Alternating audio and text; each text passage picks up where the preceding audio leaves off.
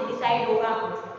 जो आपने वर्तमान में धर्म किया है, पुण्य कार्य किया है, उसके आधार पर आपका इस भव में पुण्य कर्म कितना मिलेगा वो डिसाइड होगा और अगले भव की गति भी उसी हिसाब से बनेगी। लौकिक जगत में आपको सम्मान मिल रहा है कि नहीं मिल रहा है, आपको कोई पूछ रहा है कि नहीं पूछ रहा, इससे कोई मतलब नहीं। कर्म सबसे ज्यादा ईमानदार है। इस पूरे जगत में सबसे ज्यादा ईमानदार व्यक्ति कौन है?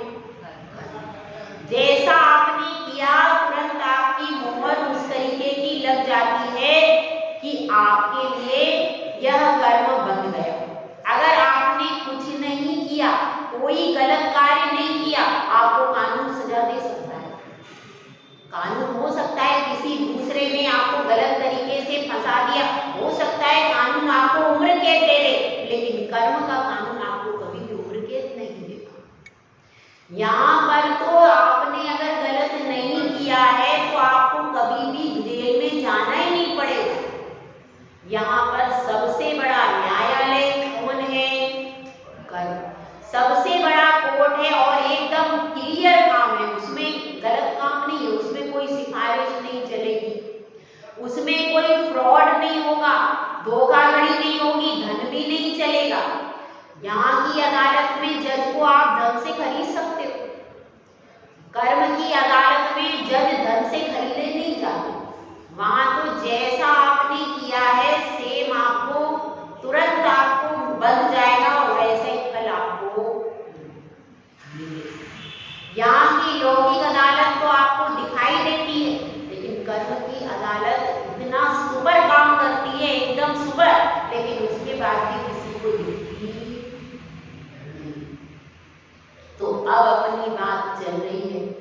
जो प्रश्न कुमार है वह गुरु के चरणों में आ गए, गुरु के चरणों में आ गए। अब श्रद्धा देवी भी भक्ति से हाथ जोड़ करके बैठी है। अब ये भी कोई जान नहीं पा रहा है कि ये वास्तव में भक्ति कर रही है या ड्रामा कर रही है। प्रश्न कुमार का तो रियल है, उसने तो भक्ति से मन से उनको गुरु मान लिया है और अब उसने दीक्षा लेने की ठान ली। दीक्षा कैसे होती भाई? घर कैसे छूटता? जब तक आप ठानोगे नहीं, निश्चय नहीं करोगे, निर्णय नहीं करोगे, तब तक कुछ होने वाला। जिस दिन निर्णय कर लेते हैं उस दिन कदम अपने आप बाहर निकल जाते। निर्णय करने के बाद उस निर्णय पर अटल रहो, क्योंकि भाई परीक्षा तो होगी, परीक्षा तो होगी, लेकिन जो उस निर्णय पर अटल रहते हैं वे ही आगे बढ़ करके दीक्षा। अब जांच चल रही है प्रश्न कुमार की, उसकी परीक्षा की घड़ियां आनी शुरू हो गई। पहले परीक्षा की घड़ी के रूप में श्रद्धा देवी आई थी कि भाई सबसे ज्यादा पति का मोह पत्नी से होता, जिसको कि फेरे देके और 50 साल उसके साथ में बिताए। माँ के साथ में तो 20 के बाद माँ को विदा कर दिया, भैया पत्नी आ गई, तुम्हारा कोई काम नहीं। उसके बाद 50 साल जिसके साथ बिताए हो उसके प्रति मोह छोड़ना सहज है क्या? सहज नहीं है। कहीं ना कहीं कोई ना कोई विकल्प तो आ ही सकता है, लेकिन उसके बाद भी ऐसे रह रहे प्रश्न कुमार जैसे पत्नी के साथ रह ही नहीं रहे। कोई और साधर्मी बहन है या पता नहीं कोई अजनबी है। बड़ा आश्चर्य हो रहा है श्रद्धा देवी को कि मेरे साथ में ज्यादा बोलते नहीं है, जब चर्चा करते हैं तो केवल स्वाध्याय की चर्चा, ना घर की पूछते हैं, ना बेटे की पूछ रहे, ना पोता की पूछ रहे, किसी की भी पूछ नहीं रहे। ये तो जब चर्चा, और अगर मैं कोई बात निकालती हूँ तो बड़ी ट्रिक से उसको घुमा फिरा के स्वाध्याय पर ले जाते हैं, या तो कर्म पे ले जाएंगे या कोई तत्व की चर्चा पे ले जाएंगे। वो उस बात का उत्तर ही नहीं देते, मोड़ रहे।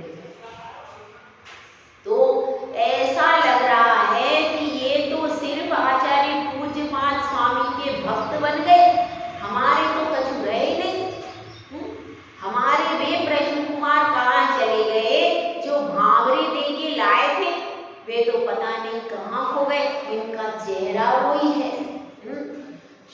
वो ही है, लेकिन इसके अंदर से कुछ बदल गया या मटेरियल, अंदर का मटेरियल चेंज हो गया। जो पहले वाले मोही जीव थे, जो प्रतिपल आगे पीछे घूमते थे, पूछते रहते थे तुम कैसी हो, तुम्हें क्या तकलीफ है, तुम्हारे लिए ये चीज लाओ, तुम्हारे लिए ये चीज लाओ, दिन भर मेरी आवश्यकताओं की पूर्ति के लिए व्यग्र रहते थे, वे प्रश्न कुमार अब दिखाई नहीं दे रहे। ये तो एक स्वाध्याय प्रेमी प्रश्न कुमार है भैया, इनको तो सिर्फ स्वाध्याय से, और मैं देखती हूँ कक्ष में और भी लोग आते जाते रहते, क्योंकि ये प्रसिद्ध हो गए हैं इतने दिन से, 20 दिन से विशेष स्वाध्याय प्रेमी के रूप में प्रश्न कुमार प्रसिद्ध हो चुके पूरे वहां पर जहाँ पर पूज्यपाद स्वामी, तो सब लोग आते हैं और सब लोग इनसे तत्व की चर्चा करते, और ये भी इन 20 दिनों में कभी तो पहले स्वाध्याय नहीं किया, अब तो लगता, अब तो रात रात भर पढ़ते रहते, और 20 दिन में ही इन्होंने इतना मच गए हैं कि जो आता है उसके प्रश्न का उत्तर दे देते हो, बड़ी अच्छी तत्व चर्चा करते हैं। दोपहर में भी यहाँ पर मजलिस लग जाती है, सभा लग जाती है, लोग आकर के बैठते, बड़ा बड़ा अद्भुत है इनका, तो कोई मोह की, कोई संसार की चर्चा तक नहीं करते, सिर्फ स्वाध्याय की चर्चा, तत्व की चर्चा।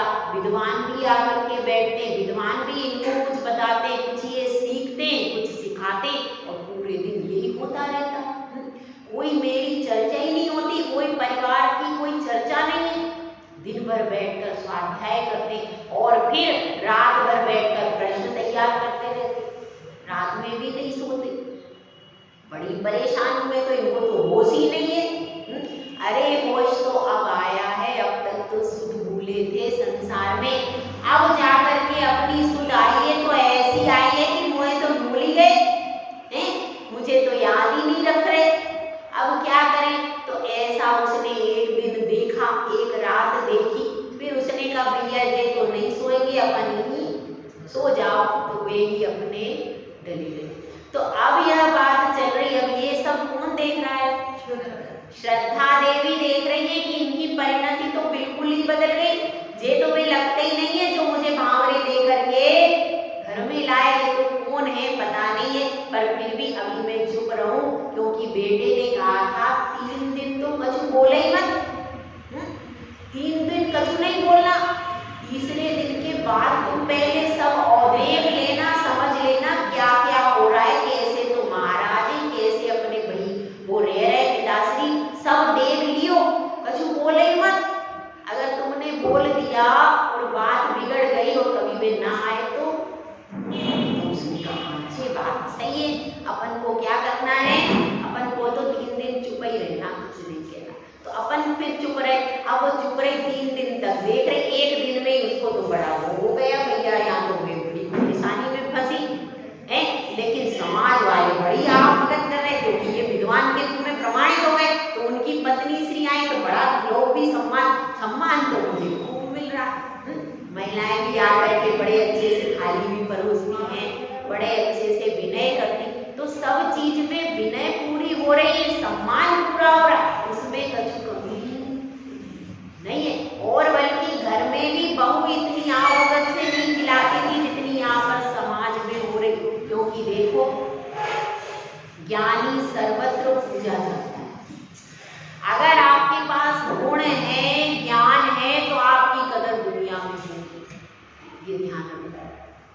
और जो निस्वार्थ भाव से ज्ञान बांटता रहता है और सबके प्रति शुभ भावना रखता है, ऐसे जीव दुर्लभ होते, और ऐसे ही प्रश्न कुमार थे, वे भी किसी अपेक्षा को लेके ही आए कि समाज वाले मेरा सम्मान करेंगे, कि महाराज मेरे को माला पहनाएंगे, इस अपेक्षा से आए थे क्या? बिल्कुल निष्पक्ष भाव से आए, तो परीक्षा से थे, लेकिन अब वे क्या बन गए? अब वे बन गए विद्यार्थी। जो परीक्षा लेने आया था वह भी विद्यार्थी बन गया। यह आचार्य पूज्यपाद स्वामी के गुणों की महिमा। वह प्रश्न लेकर के अब अपने सुबह हुई, अब ये तो उठी, उसके पहले वो तो उठ करके तैयार हो गए और मंदिर में चले गए सामायिक करने।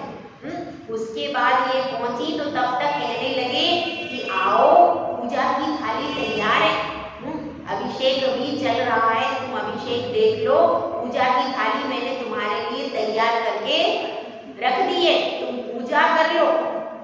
तो अब और जल्दी कर लो क्योंकि समय हो गया है जिसका स्वाध्याय का समय हो रहा है और मुझे जाके प्रश्न पूछना है, इसीलिए और मेरे लिए बड़ी अभी भी मेरी केयर तो करते हैं, पूजा की थाली लगा देते हैं और वहाँ पर आहार के लिए भी जाते हैं, भोजन के लिए भी जाते हैं, तो मेरी व्यवस्था देख लेते हैं। ऐसा नहीं है कि मुझे इग्नोर कर दिया, व्यवस्था तो मेरी देख रहे, लेकिन उसके बाद भी जो एक मोही जीव की दशा होती है ऐसी इनकी दशा दिख नहीं, सिर्फ मेरी केयर कर रहे हैं और मेरी ही नहीं और भी जितने लोग होते हैं, किसी को भी कोई चीज की जरूरत होती है तो पहले तो गुस्सा करते थे, झुंझला देते, लेकिन अभी भी समाज में किसी को कोई चीज की जरूरत होती है तुरंत आगे होकर के सहायता कर देते हैं, हम कर दें ऐसे करते। तो इसके कारण इनकी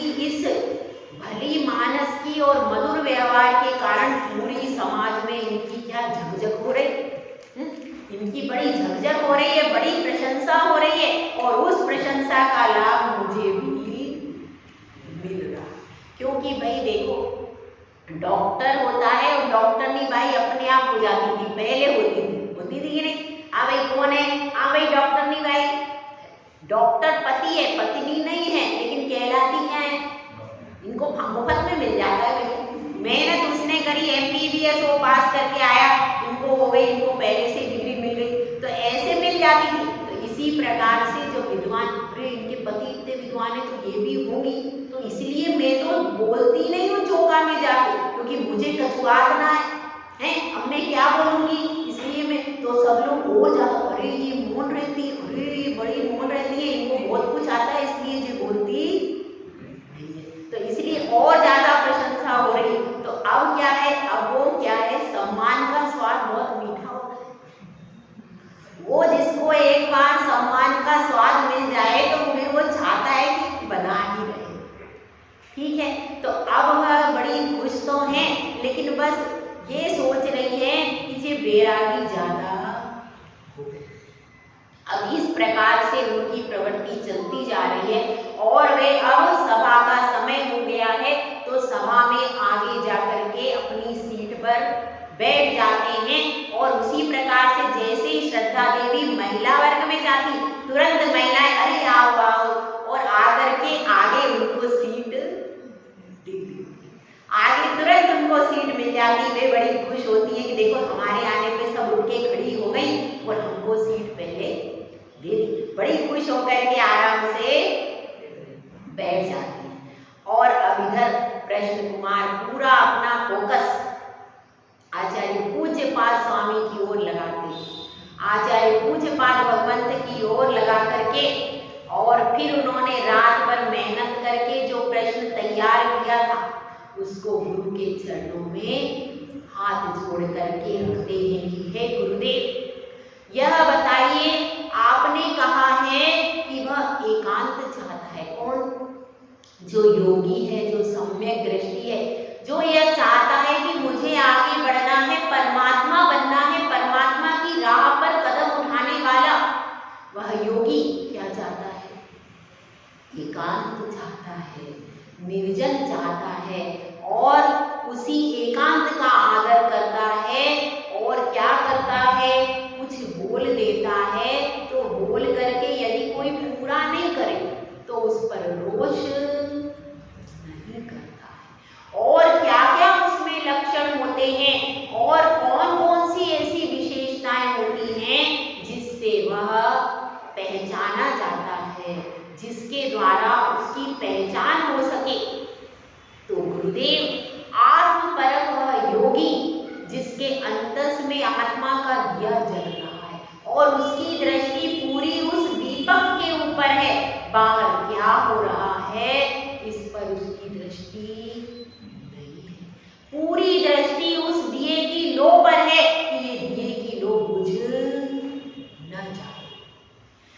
दिए की लो हमेशा जलती रहना चाहिए, क्योंकि इस दिए की लो में मैं अपनी आत्मा को देख सकता हूँ, जान सकता हूँ। यदि यह दीपक बुझ गया तो मैं अपनी आत्मा को कैसे देखूंगा। इसीलिए और यदि बड़ी मुश्किल से मुझे आत्मा की सुध-बुध आई है, बड़ी मुश्किल से मैं अपनी आत्मा को देख पाया हूँ, जान पाया हूँ, बड़ी मुश्किल से मेरा दीपक जला है, तो अब इस दीपक को ओट लगा के बार बार रखता है कि यह दीपक बुझ ना जाए, तो उसकी प्रवृत्ति बाहर में कैसे होती है। जब वह पूरी दृष्टि दीपक पर लगी है, प्रभु दीपक पर दृष्टि लगी है, तो बाहर में कैसे कार्य करता है।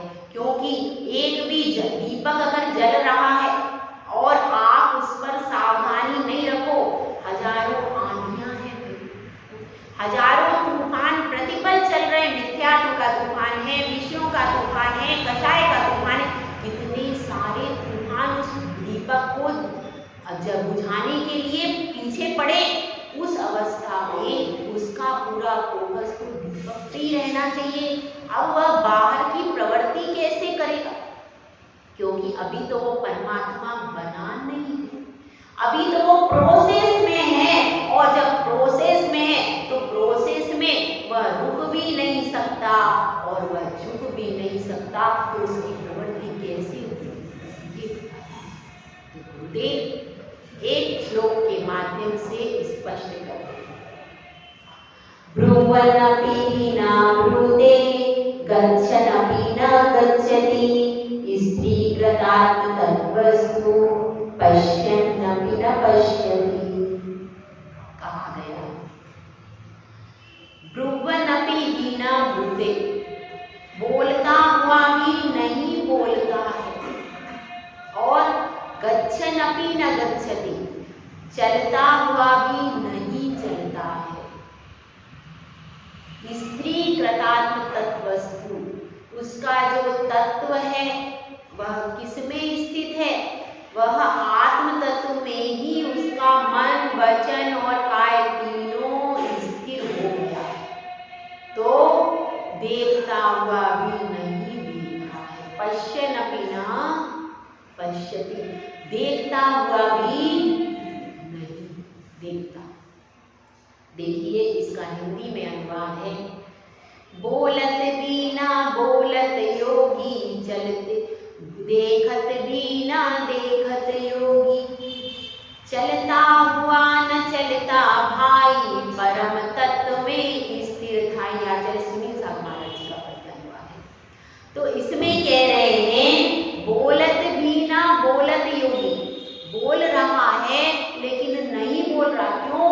क्योंकि उसकी दृष्टि उसके दिए की लो के ऊपर, बोल जरूर बाहर में रहा है लेकिन उसकी बुद्धि उसकी दृष्टि सब कुछ अंदर लगी हुई है, इसीलिए उसके शब्द भी कैसे हैं, पूरे तरीके से केवल व्यवहार के लिए। आत्मा उसकी पूरा उपयोग कहाँ लगा है, अंदर। किसी भी प्रकार से मेरे मुख से ऐसे कोई मिथ्यात्व के वचन भी ना निकल जाए कि मेरे सम्यक दर्शन में दोष लग जाए। पूरी दृष्टि अंदर की ओर है, बाहर का व्यवहार भी अंदर के अनुरूप कर रहा है, ये ध्यान रखना। एक तो व्यवहार होता है अंदर के प्रतिकूल, एक व्यवहार होता है अंदर के अनुकूल। तो उसका अंदर में जो दीपक जला है उसकी लौ के ऊपर दृष्टि है, तो वो लौ बुझ ना जाए ऐसे शब्दों का इस्तेमाल करेगा।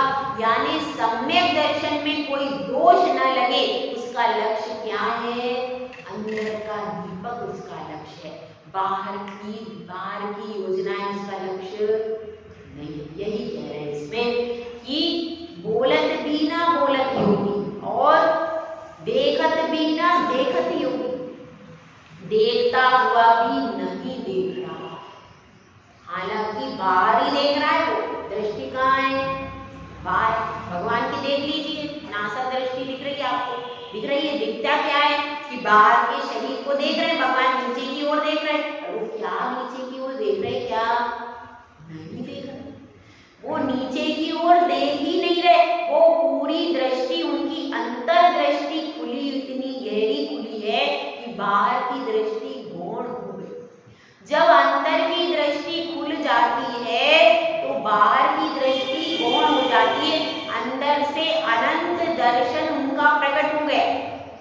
तो अभी बाहर के चर्म चक्षु का काम नहीं, अंदर के अनंत दर्शन से ही उनको सब कुछ दिखाई दे रहा है। परंतु योगी अभी प्रोसेस में, वो अभी प्रोसेस में लगा है, अभी पूर्ण प्राप्त नहीं किया।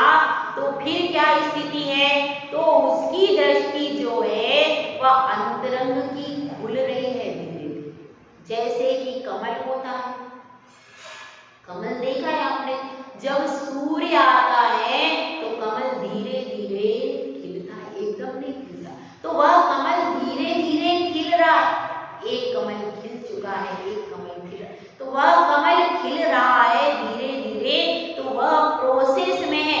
लेकिन उसकी दृष्टि सूरज पे है कि नीचे है? कमल का मुख कहाँ है? सूरज की। बस ध्यान यही रखना है, बात यही की जा रही है कि कमल का मुख हमेशा सूरज की तरफ होगा, और दीपक जब और उसका अंतर दृष्टि उसकी खुली है तो उसका पूरा उपयोग अंतर दृष्टि की तरफ है। मेरा सम्यक दर्शन, ज्ञान और चारित्र, योगी की बात हो गई। रत्नत्रय, निश्चय रत्नत्रय के धारी योगी है और उनका सम्यक दर्शन, ज्ञान और चारित्र जो मैंने अपनी आत्मा में अंगीकार किया है, इस चारित्र में कोई दोष न लग जाए, इस सम्यक ज्ञान में दोष न लग जाए, सम्यक दर्शन में मेरा रत्नत्रय विशुद्धता को प्राप्त हो। दृष्टि लगी है उसके अपने रत्नत्रय। इसीलिए वह बोलत भी ना बोलत योगी, देखत भी ना देखत योगी, और चलता हुआ न चलता, चल रहा है, विहार कर रहे हैं लोग, विहार तो कर रहे हैं, चलते हुए तो दिख रहे, पर चलते हुए भी दृष्टि किस पर है? मेरा अहिंसा महाव्रत है, ईर्यापद समिति से चलना है, राह में चार हाथ प्रमाण भूमि देखते जा रहे, कोई भी जीव इसमें आकर के मर ना जाए, किसी जीव की हिंसा न हो जाए। रास्ते में कई बार विहार करते हैं, तो अपनी यह घटना बता देते हैं आचार्य श्री की। रास्ते में विहार करते हैं, कई बार बीच में कीड़े आदि आ जाते हैं, तो क्या करें? उस समय पर उन सारे कीड़ों को आचार्य श्री पीछे से बिल्कुल साइड में करते थे और उसके बाद विहार करते थे, ताकि पीछे से कोई गाड़ी आदि आती है तो उसका सहारा। कई बार बड़े बड़े सर्प मिलते थे, तो उन सर्पों को भी किसी को कह करके, उनको कुछ जिंदा भी रहते थे, कुछ जैसे भी उनको कह करके हटवाते थे पीछे विहार कर, ताकि इनको कोई मारे नहीं, इनका संहार नहीं हो। चींटी आदि भी आती है तो उनको छाया में करते, उसके बाद विहार करते। क्यों? क्योंकि हम तो देखभाल के चल रहे हैं, हम तो जीवों को बचा रहे, पीछे से कोई आएगा तो वो कहाँ देखेगा। इसलिए जितने भी छोटे छोटे जीव होते, कई बार जैसे मई जून में विहार करते, बहुत सारे कीड़े आदि होने लगते हैं, कुछ कुछ पक्षी, कुछ छोटे कीड़े भी निकल आते हैं, तो उस समय पर उनका परिहार करते हैं। फिर आगे इतना ध्यान रखते, दृष्टि किस पे है?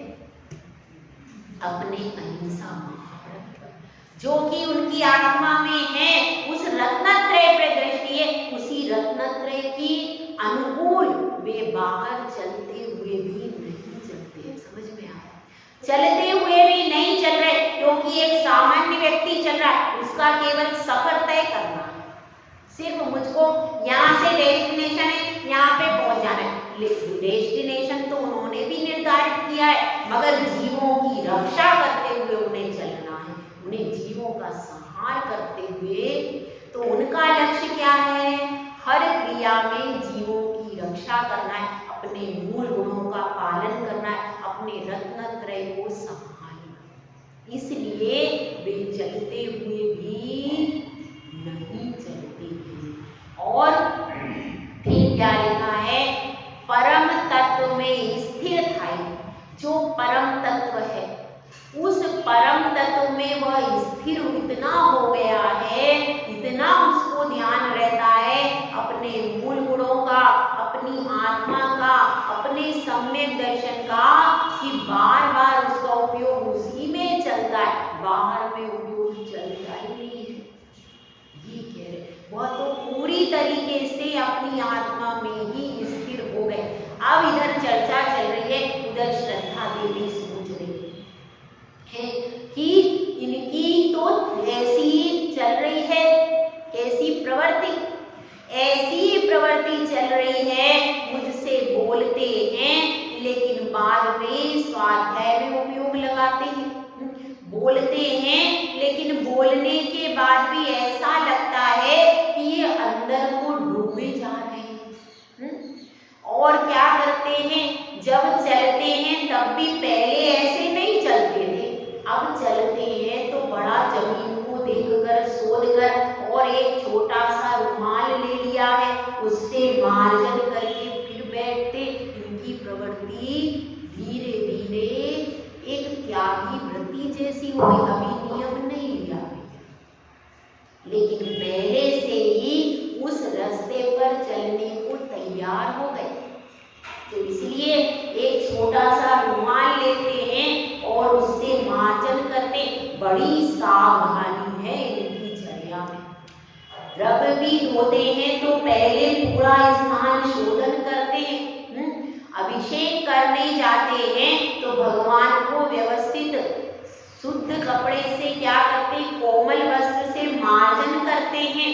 उसके बाद बड़े भक्ति भाव से कलश में भी जल भरते हैं, तो बड़ी सावधानी से इसी प्रकार से हिंसा, ऐसी विशिष्ट सावधानी इनकी चर्या में मैं पहले नहीं देखी कभी, जैसे अब देख रही हूँ। तो ये तो अभी से उसी क्रिया के लिए तैयार हो रहे हैं। यह तो योगी जन की बात कर रहे हैं आचार्य श्री, लेकिन मुझे लगता है आधे योगी तो ये बन चुके हैं, आधे योगी तो बन गए, कहीं पूरे ना बन जाए, कहीं पूरे ना बन जाए तो फिर मेरा क्या होगा, ऐसा वह सोच रही है। और कृष्ण कुमार तो बड़े प्रसन्न हो रहे हैं कि गुरुदेव आपने रहस्य बता दिया है। मैं ऐसी प्रवृत्ति मेरी थोड़ी थोड़ी झुक रही है, लेकिन अब ये आत्मा पर जो झुकती हुई प्रवृत्ति है, अब मुझे विश्वास हो गया, आपने श्लोक दे दिया तो अब मेरा विश्वास हो गया। अब ये जो झुकती हुई प्रवृत्ति है, मैं उस प्रवृत्ति को और विकास के मार्ग पर ले जाऊंगा। अब मैं और ज्यादा विकास के मार्ग पे ले जाऊंगा। मेरा दिया जलता रहे, मेरा कमल खिलता रहे, बस यही मेरा लक्ष्य है। मैं गुरुदेव, आप मेरे सूर्य हो, मैं आपका कमल हूँ, और आपकी कृपा दृष्टि बनी रही तो ये कमल भी विकास को प्राप्त हो जाएगा। जैसे आपने अपना जीवन कमल खिला लिया, संयम की सौरभ से महक रहा है, मेरा भी जीवन कमल खिल के संयम की सौरभ से महक जाए। और इसी तरह से कह करके वे चरणों में नत हो गए। जय गुरु आचार्य।